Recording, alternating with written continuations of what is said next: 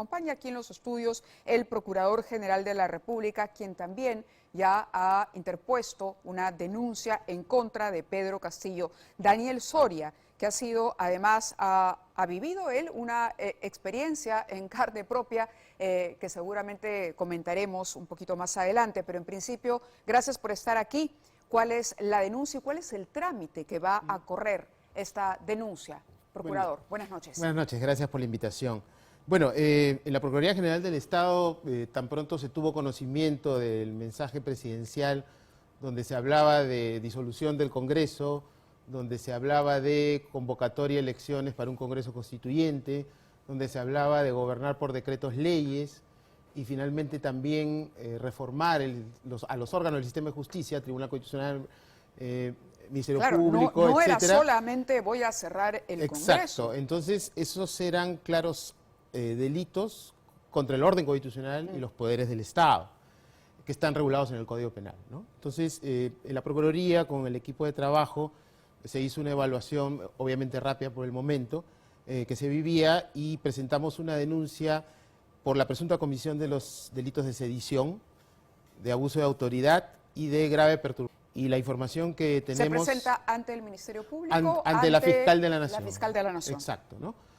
Para que la Fiscal de la Nación evalúe la denuncia y, de ser el caso, inicie diligencias preliminares. Lo que hemos sabido, en realidad, por los medios de redes sociales del Ministerio Público, es que han abierto diligencias preliminares por el presunto delito de rebelión y también de conspiración para rebelión, ¿no es cierto?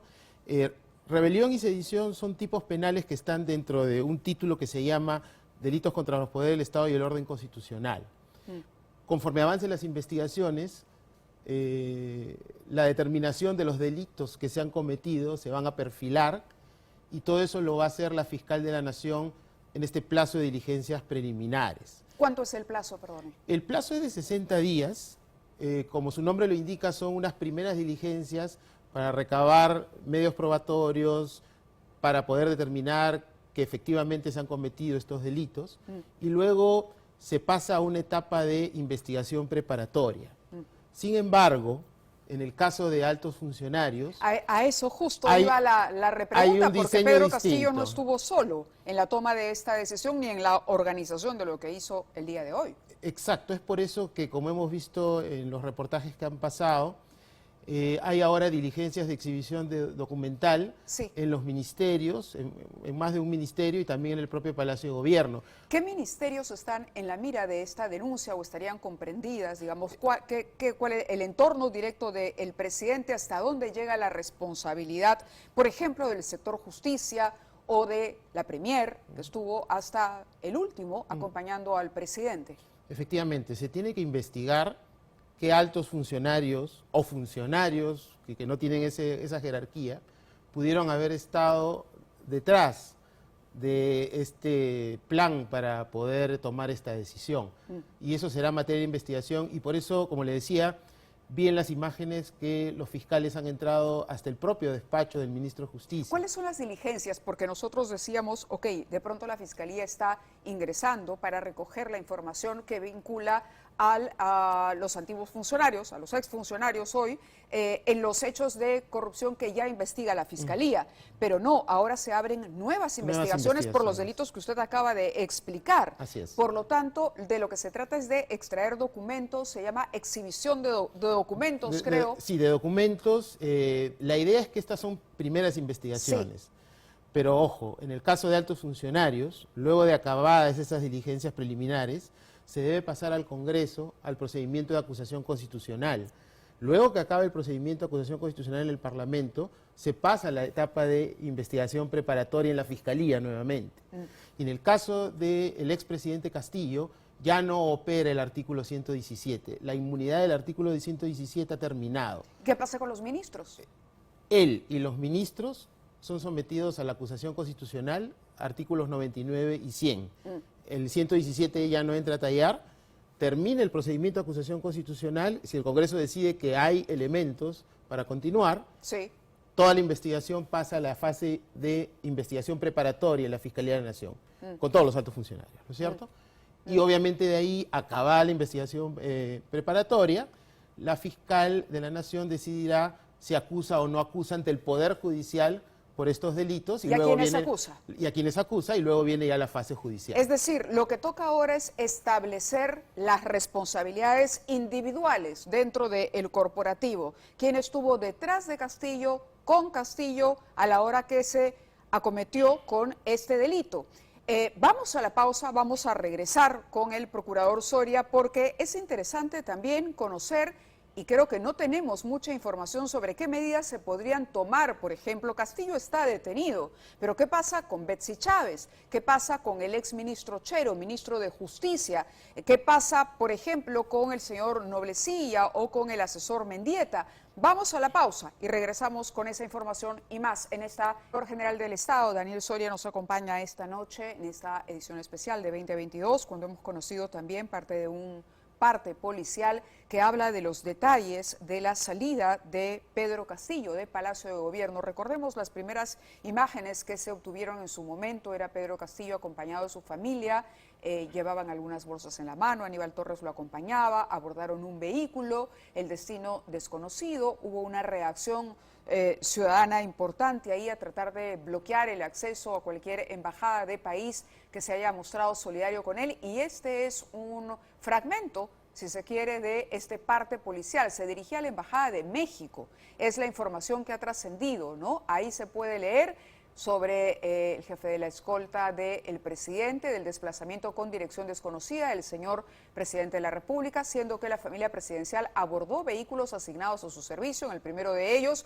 subía el presidente en compañía de Lilia Paredes, su esposa, su menor hija, el doctor Torres, cuando nos encontrábamos a la altura de la intersección de la avenida Tacna y Nicolás de Piérola, el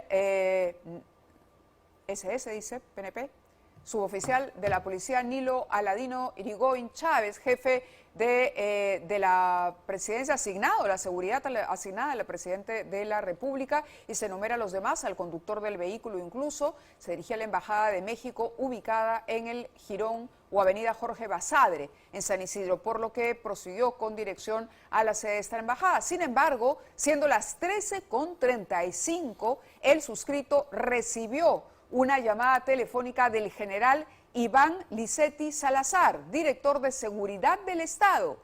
Dice, disponiendo que por orden superior se intervenga al señor José Pedro Castillo Terrones. Interesante, es decir, la propia escolta, por encontrarse incurso en la flagrancia de los presuntos delitos de los que hemos hablado aquí. Pero lo interesante es cómo funcionó o cómo se tomó la decisión cuando el presidente, con quienes se supone le prestaban resguardo en tanto presidente de la República, de pronto reciben la orden, ¿no?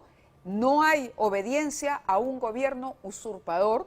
Finalmente se materializa esto y la propia policía que acompañaba, el cordón policial, toma la decisión, bueno, de detener al presidente. Y son las imágenes que hemos visto y que hemos repasado a lo largo de la tarde. En ese mismo momento es que se imponía el respeto a la Constitución en nuestro país. Interesante reflexión, y hablábamos, usted estaba al tanto de lo que ocurría también, quizá como autoridad tenía alguna información sobre lo que estaba ocurriendo en ese momento. Bueno, hemos hecho un seguimiento primero a través de los medios de comunicación, y hemos podido apreciar de que la detención se hace, como usted dice, por una situación de flagrancia. La Constitución permite que en casos de flagrancia delictiva la policía detenga directamente sin una orden judicial, ¿correcto? Si tenemos las imágenes, y mientras usted nos narra, sería interesante a los chicos del Switcher poner las imágenes del momento de la detención, porque eso quedará seguramente para el registro y para el estudio de la historia de nuestro país. Eso es el momento, por ejemplo, en el que salían y uno dice, bueno, tiene que haber pensado a dónde iba, porque no era salir sin rumbo, ¿correcto? Sí, es correcto. Estamos en un momento inmediatamente posterior a la comisión de los presuntos delitos. Sí. Por lo tanto, estamos dentro del ámbito de la flagrancia que señala el Código Procesal Penal. Sí. Por eso los policías tenían la posibilidad de efectuar esa detención, ¿no? La Constitución señala que en flagrancia esa detención puede estar hasta un máximo de 48 horas. Luego de lo cual la fiscal de la Nación tiene que evaluar si se cumplen los elementos para una detención preliminar que tiene que pedir al juez de investigación preparatoria y que tiene un plazo máximo de 7 días o 10 días si está de por medio una organización criminal. Lo que tiene que quedar claro es que la detención tiene presupuestos, esos presupuestos se tienen que evaluar para ver si se cumplen y la fiscal tiene que pedírselo a un juez. Por ejemplo, si hay elementos que hablan de un posible peligro de fuga o actos de obstrucción a la labor de la justicia, ¿no? Si hay un peligro de fuga, entre otros de los presupuestos... O de pedido de asilo eventual que podría hacer el... Que la fiscal y el juez podrían evaluar como un eventual peligro de fuga, porque obviamente... Para eludir, claro, finalmente asilo, eludir la justicia. El asilo implica irse del país, ¿no es Sí, cierto? sí. Y por ello, sustraerse de la jurisdicción penal peruana, ¿no? Claro. Porque me voy a otro país, ¿no? Que hemos visto en otros casos, no solamente, bueno, en Perú, intentos y también en otros países. O sea, presidentes que conscientes de eso, de pronto salían del país y buscaban asilo político fuera. Pero este no fue el caso, se reaccionó oportunamente, estamos volviendo a ver estas imágenes, ¿no?, de la propia guardia del presidente que reacciona ante la llamada del alto mando de la policía y cumple con la detención de Pedro Castillo y quien lo acompañaba ahí, Aníbal Torres, en calidad de su abogado, de su asesor legal. La familia del presidente, ¿cuál es la situación de la familia del presidente? Bueno, los hijos la del señora presidente Paredes que son está menores... siendo investigada por la fiscalía. Claro, la esposa del presidente, si hay una investigación de por medio, obviamente también la justicia tomará las previsiones que considere necesarias. Bueno, en el caso de los hijos, entiendo No, pues por que supuesto, no claro. lo tenemos que excluirlos de este tema, obviamente eso es bastante claro, y esa sería la situación básicamente de la familia presidencial. Usted hablaba de delitos que podrían alcanzar no solo al presidente, hablamos de la rebelión, por ejemplo, ¿no?, y de la conspiración. En la conspiración, el propio nombre nos lleva a pensar que no puede ser de uno no conspira solo, conspira con un grupo de personas. El Código Penal habla define la conspiración como este conciliábulo que se hace entre dos o más personas. Correcto. No puede ser de una sola persona. No puede ser de una sola, esos dos o más serían las personas que rodeaban al presidente y que tenían algún poder decisorio en ese gobierno que se pretendía instalar, ¿no?, el gobierno de excepción.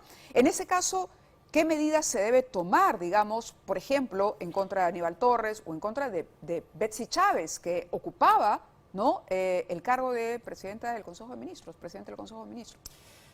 Una alternativa es de que se amplíen las diligencias preliminares contra ellos, ¿no?, y la fiscal también evalúe eventualmente tomar algunas medidas. Por ejemplo, impedir la salida del país. Como el impedimento de de los integrantes salida, del gabinete. pidiéndoselo al juez. Podría ser, sería los elementos que la fiscalía vaya acopiando en estas diligencias preliminares, tienen que llevarlos a evaluar si se toman estas opciones o no. Recordando nuevamente que la opción más gravosa es la detención, y el Tribunal Constitucional y la Corte Suprema han sido claros en que la evaluación tiene que ser una evaluación razonable, una evaluación clara, y es una decisión de última instancia, ¿no? Pero la idea es que son medidas que están en el abanico de posibilidades que la justicia puede tomar. Bien, tengo una pregunta todavía sobre el tema de los ministros renunciantes, pero tenemos en pantalla también la demanda de habeas corpus por detención arbitraria del presidente constitucional y José Castillo Terrones y el abogado Aníbal Torres Vázquez. Me dicen que ha presentado esta demanda Gregorio Parco, el abogado Gregorio Parco. ¿Esto qué trámite va a seguir y si procede o no? Bueno, el trámite de un proceso de habeas corpus es súper expeditivo, ¿no? El juez de habeas corpus toma conocimiento de la demanda e incluso puede constituirse en el lugar de la detención del expresidente, verificar las condiciones de esa detención, si cumplen con la Constitución y la ley, si cumplen obviamente que la demanda de habeas corpus será declarada infundada, si no cumple la declarará fundada. Por eso, repito nuevamente, es muy importante que se cumplan los procedimientos, ¿no? A estas alturas no es reversible la situación de Castillo, siendo realistas. Si estamos hablando de su investigación fiscal, la respuesta es no, ¿no? Si estamos hablando de las medidas coercitivas que se están aplicando contra él, es algo que tiene que evaluar y tomar una decisión la Fiscalía de la Nación y pedir una medida a un juez. Claro, porque lo que pide el abogado dice, señor juez, usted admitir el trámite de la presente demanda y en su oportunidad declararla fundada, ¿no? ¿Esto qué supone? Demanda de habeas corpus por detención arbitraria. Los demandados son Harvey Colchado y Liz Patricia Benavides Vargas, la fiscal de la Nación, pero esto va a manos de un juez, ¿correcto? Sí, es un juez que va a ver la demanda de habeas corpus y expeditivamente va a tomar conocimiento de las condiciones de detención. Si las condiciones de detención no se ajustan a la Constitución y a la ley, obviamente la demanda podría ser declarada fundada. Si todo está de acuerdo a la Constitución y la ley, la declarará infundada. Lo que tenemos de información es que ha sido detenido en flagrancia. No se necesita orden judicial en ese caso, puede hacerlo la policía, pero una detención en flagrancia tiene un plazo de vencimiento, por llamarlo de alguna manera. Por eso es que estamos viendo a la fiscal participar activamente y continuar con las diligencias a esta hora, claro, supongo que consciente de los plazos. Si ella llega a la conclusión de que tiene que haber una detención preliminar luego de que vence el plazo de la detención por flagrancia delictiva, tendrá que pedirlo a un juez y el juez tendrá que dar una orden para que esa detención se prolongue. Sí, a ver, tenemos también información de Betsy Chávez. Betsy Chávez estuvo, es información que publica el diario La República, con Pedro Castillo durante el mensaje del golpe de Estado. Ya algunas fuentes nos habían advertido de esto, de la presencia de Betsy Chávez en una sala contigua allí a donde estaba el presidente leyendo lo que leyó. Fuentes de Palacio informan que estuvo en el despacho presidencial desde donde se dio lectura al texto del cierre del Congreso. También estuvo Aníbal Torres. Ellos estarían comprendidos en este delito de conspiración, de llegarse a confirmar, digamos, lo que hemos venido conversando, ¿no? Habría estado ahí. Y la también congresista Betsy Chávez se ubicó al frente, dice Pedro Castillo, acompañando atenta la lectura del mensaje. Otra fuente consultada informó que también acompañó en ese momento el asesor y expresidente del Consejo de Ministros, Aníbal Torres. Son las dos personas básicamente que han estado a la diestra y siniestra del presidente en sus últimas horas como jefe de Estado, ¿no? Sí, en las investigaciones la Fiscalía tiene que cruzar esta información para determinar si estas personas están involucradas en esta conspiración. Y si llega a la conclusión de que hay Aníbal Torres elementos... era ya asesor. ¿Es diferente la situación en tanto asesor de la de ella como él era premier? Jefe del gabinete de asesores de la PCM. Sí. Ya no era alto funcionario. La señora Betsy Chávez era presidente del Consejo de Ministros, sí era alta funcionaria. Sí. En el caso de Betsy Chávez, eventualmente habría una investigación y diligencias preparatorias, luego de concluidas tienen que pasar al Congreso para el trámite de acusación constitucional y luego regresa a la Fiscalía para investigación preparatoria. En el caso del doctor Aníbal Torres, no siendo él alto funcionario por los hechos del día de hoy, o los que se dieron días antes, él era un funcionario de nivel de PCM, pero no un alto funcionario. Entonces él no pasa, en ese caso concreto, por el trámite del Congreso, de la investigación preliminar, una vez que concluya, con él, en ese caso, por su condición de asesor de PCM, pasaría a investigación preparatoria directamente. Interesante. Los ministros que renuncian inmediatamente después de este mensaje a la nación del presidente, ¿salvan responsabilidad, doctor?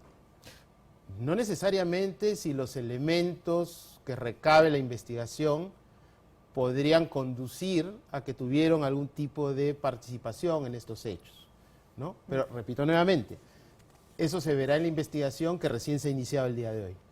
De acuerdo, le agradezco que haya estado con nosotros. Hay mucho que comprender e ir entendiendo en los próximos días, seguramente, en el desarrollo. Es un capítulo doloroso para la historia de nuestro país, sin duda, que se haya querido violar la Constitución, que se haya querido atentar contra la libertad de los peruanos. La justicia se encargará de conducirse por los caminos establecidos en la norma y arribar a buen puerto, que se haga justicia.